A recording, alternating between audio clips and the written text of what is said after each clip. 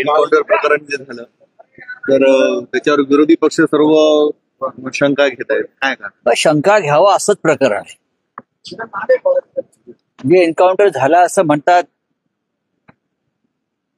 मुंबईतली किंवा देशभरातली कोणतं एन्काउंटर एखादा अपवाद वगळता हो, हे कधी खरं नसतं. त्या एन्काउंटर मागे एक रहस्य असतं, काहीतरी लपवायचं असतं, काहीतरी संपवायचं असतं. या प्रकरणामध्ये आरोपीला आमच्या ताब्यात द्या.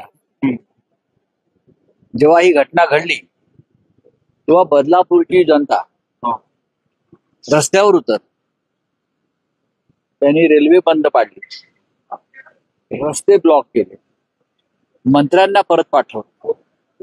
प्रचंड तणावाची परिस्थिती होती अख्ख्या राज्यात आणि मागणी होती आम्हाला आरोपीला हातात द्या, आम्ही त्याला फासावर लटकवू किंवा आम्ही त्याचा जो काय करायचा आहे ते करू.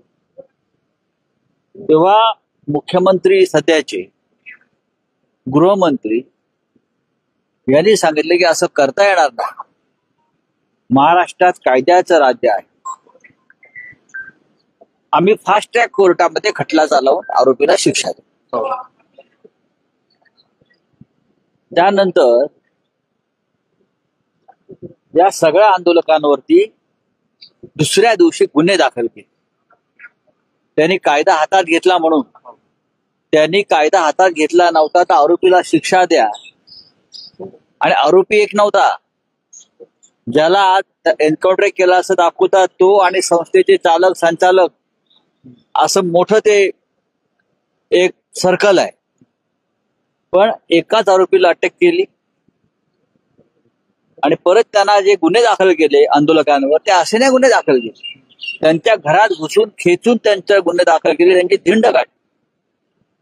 आता माझी मागणी अशी आमची आहे, एन्काउंटर खरं की खोटं हे जनतेला माहिती आहे काय आहे. ज्या आंदोलकांवर गुन्हे दाखल केले, मग ते गुन्हे का दाखल केले तुम्ही? आंदोलकांची जी मागणी होती तीच तुम्ही केली. आंदोलकांवरचे गुन्हे आधी मागे घ्या सर्व. दुसरं माझा मुद्दा असा आहे, आरोपीच्या हातात बेड्या आहेत, मी ट्विट केलंय, आरोपीच्या तोंडावर बुरखा आहे,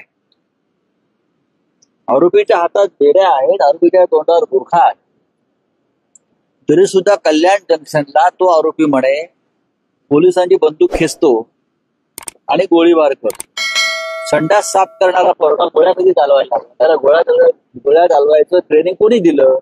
तर आतमध्ये तुरुंगात असताना ह्याच लोकांनी त्याला दिलं. बुरखा आहे, हातात बेड्या आहेत, 24 वर्षाचा तो गुन्हेगार आहे, आरोपी आहे, भयंकर आहे.